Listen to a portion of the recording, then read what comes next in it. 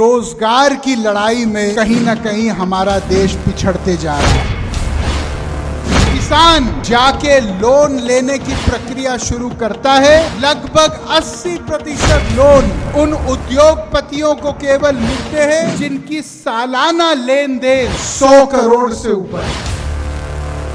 केवल हिंदू मुस्लिम नफरत गर्दी चल रही है। जब 4 साल एक आदमी वो वर्दी पहनेगा जिस वर्दी पे हम सब लोगों को गौरव है, और 5 साल बाद वैसे लोग आत्महत्या करेंगे गांव-गांव में, क्या जवाब देंगे? 2 समस्याएं बहुत प्रमुख हैं, लेकिन मैं आज शुरुआत करूंगा बेरोजगारी की समस्या से, जिससे कोई आदमी अछूता नहीं है, वंचित नहीं है। यहां से मुझे दर्जनों फोन रोज आते हैं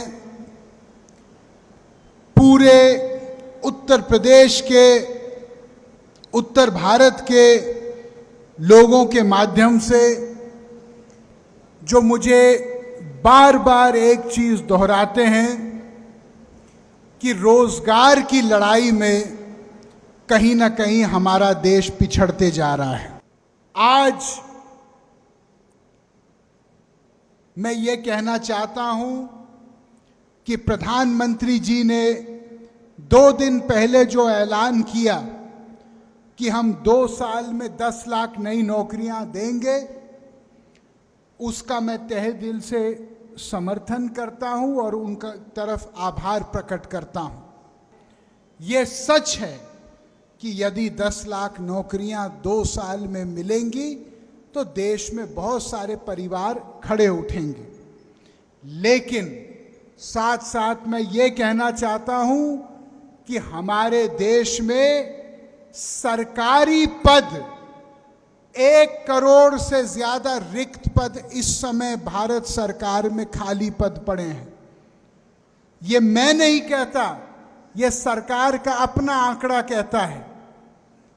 मैं प्रधानमंत्री जी से निवेदन करना चाहता हूं कि इससे पहले कि हम लोग 10 लाख नई नौकरियां बनाए, ये 1 करोड़ जो खाली पद हैं, अगर ये 1 करोड़ खाली पद ही हम लोग उनकी भरपाई करें तो लगभग 5 से 10 करोड़ लोग खड़े उठेंगे।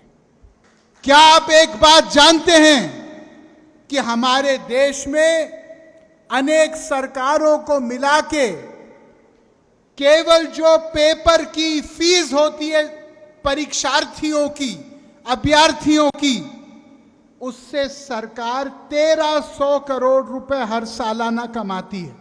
1300 करोड़ रुपए। सरकार का काम गरीबों के सपने के ऊपर एक बाजार और व्यापार खोलना नहीं है, सपनों की पूर्ति करना है। मैं सरकार से निवेदन करना चाहता हूं कि जो परीक्षार्थी है उसके एग्जाम देने पर यदि जगह नहीं मिली तो मेरा हाथ जोड़ के निवेदन है कि सरकार उनका एग्जाम फीस उनको लौटाना चाहिए वापस। क्या आप जानते हो कि हमारे देश में जब एक नौजवान किसान, छोटा व्यापारी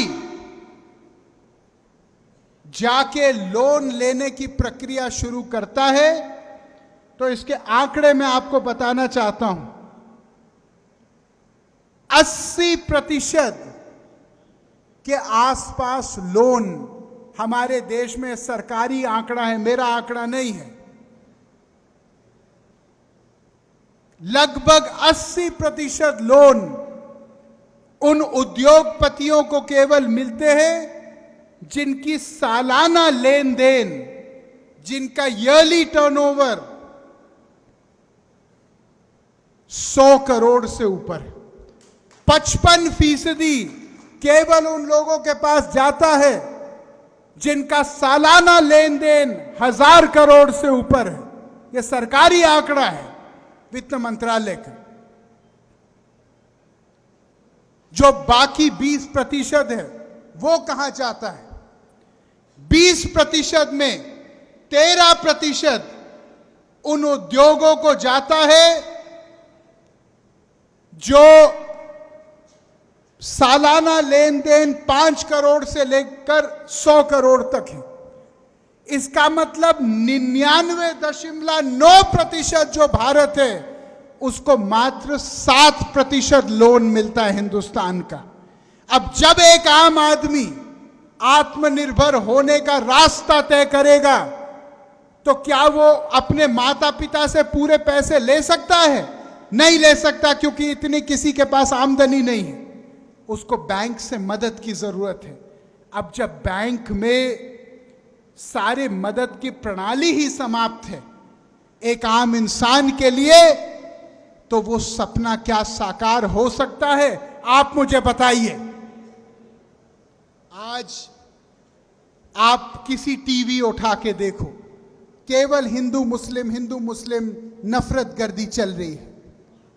मैं ये पूछना चाहता हूं, अगर हम लोग इस माहौल में लाखों लोगों को लेंगे,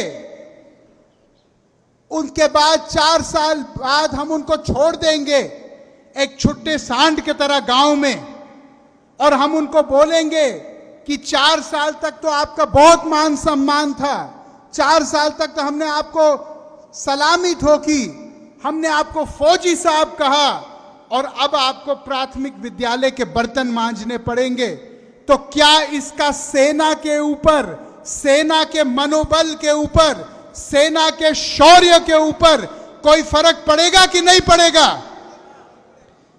जब 4 साल एक आदमी वो वर्दी पहनेगा जिस वर्दी पे हम सब लोगों को गौरव है, और 5 साल बाद वैसे लोग आत्महत्या करेंगे गांव गांव में, क्योंकि वो डिप्रेशन में आ जाएंगे, वो डिप्रेशन में आएंगे। अगर उनकी शादियां होंगी, 4 साल बाद उनको उनके ससुराल वाले पूछेंगे कि भैया पहले तो बड़ा रुतबा था तुम्हारा, लौ लश्कर था, अभी आप बेकार हो गए हो, आप तो पढ़े हुए हो गांव में, अब क्या होगा आगे हमारे बिटिया का? क्या जवाब देंगे? मैं सरकार से पूछना चाहता हूं कि क्या एक एक आदमी जो सेना में इस अग्निपथ योजना के द्वारा जा रहा है, क्या उसके 4 साल के बाद क्या आप सबका सम्मानजनक पुनर्वास करने के लिए तैयार हैं? क्या आप उनको पुलिस की भर्ती या कोई उद्योग में भर्ती देने के लिए तैयार हैं? भाइयों,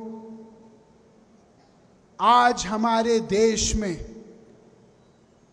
एक नई सोच की जरूरत है, और वो सोच ये है कि जब तक समाज के अंतिम व्यक्ति की आवाज नहीं सुनी जाए, तब तक कोई कानून देश में बनना नहीं चाहिए।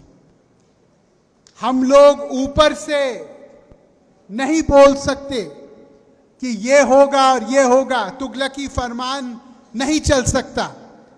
हमको देश के लोगों की नब्ज पहले जाननी चाहिए, हमको देश की भावनाओं को पहले सम्मान और आदर के साथ सुनना चाहिए।